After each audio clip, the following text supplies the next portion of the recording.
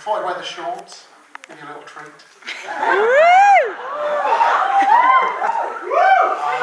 This is a poem about war, political uprising, and sex. It's called Revolution at the Playboy Mansion.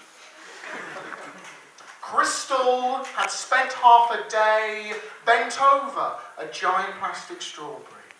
Never again would she advertise for Sainsbury's healthy food range. Never again would she expose herself to all and sundry, especially when Jamie Oliver's watching. But what makes it so strange, what adds to the stress, is the fact he's reverted back to being the naked chef. But a Playboy bunny who doesn't expose herself is an external contradiction, like a pimp that doesn't believe in prostitution, or a fish that's not overly keen on swimming. And before she knew it, she were back at the Playboy Mansion, that institution that put the sexy in sexism, like pole dancing, the one show, and Islamic fundamentalism. Through those pink pearly gates, the patronising interior turning her quite irate, Playboy bunnies leaning against walls, some spread out on all fours, with less clothes between them than there are cats on the sun. But she cannot run.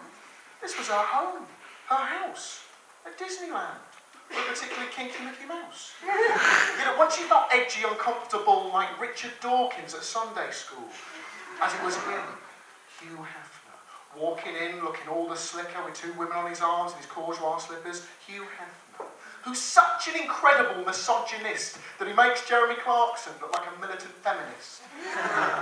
His skewered morality can only make you angrier. His idea of charity was to supply Bob Geldof with Viagra. Hugh Hefner. And every morning, noon and night, he harasses and caresses old hands on young skin. Oh, how it makes you sick. Oh, how it makes you squirm. These girls are old enough to be his sperm. I'm not saying passing years are a problem, far from it. I mean, take David Attenborough, who everyone knows is only in wildlife documentaries for the bitches and the hoes. And the Queen at like 83 will still take Prince Philip to swingers parties. Yes, Hugh Hefner. Despite the liver spots and incontinence problems, this is a man who makes Russell Brand seem like Anne Whitted Cam. She couldn't stand it no more. This had to stop, and in a voice as loud as she could, despite the Botox, I've had it. I've had it. Why, she call us bunnies? Well, proportionally, we're very different from a rabbit. When we hit 25 and we don't look so hot, can't be saved by Photoshop, we're taken round the back and shit. No more.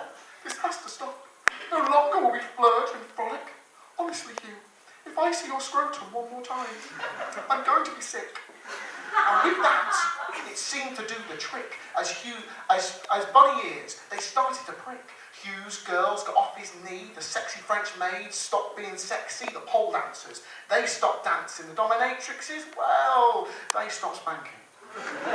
And as Hugh turned in panic to face that door, this was the clear signal for war. There was to be no turning back. This was to be a revolution with an MTV soundtrack. And oh, how under the crimson setting sky did those stiletto heels fly. And with it, those great questions that affect us all. But what's the price of war? Who's the real victors? Do they really, really know it's Christmas? And does God exist? And if so, what's his stance on facial hair? Because you see, I've seen him in pictures, and I know it sounds weird, but I don't think I can trust someone quite that heavily bearded. Because you see, when all is said and done, and the battle itself is won, these girls are fighting for a new world, not centred around cum. Ings and goings of men. A new world, where builders don't wolf whistle and harass no more. Get them out for the lads. It's now, wow, those shoes really go with that dress. And Top Gear's a lot less laddish in tone. They now drive Nissan Micras and watch Bridget Jones. Even the girls at Sex and the City. Now, Sex and the City's a complete different kettle of fish. Now, Carrie shops at Oxfam and Samantha's become a Marxist. And Islamic fundamentalism, that's changed. And I tell you why, because now they've got the WI.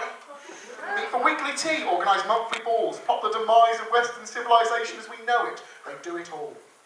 And Hugh Hefner. Hugh Hefner, who knew it could be so possible, so ironic, so heinous, that Hugh Hefner was beaten to death by a giant prosthetic penis. Thank you very much, good night.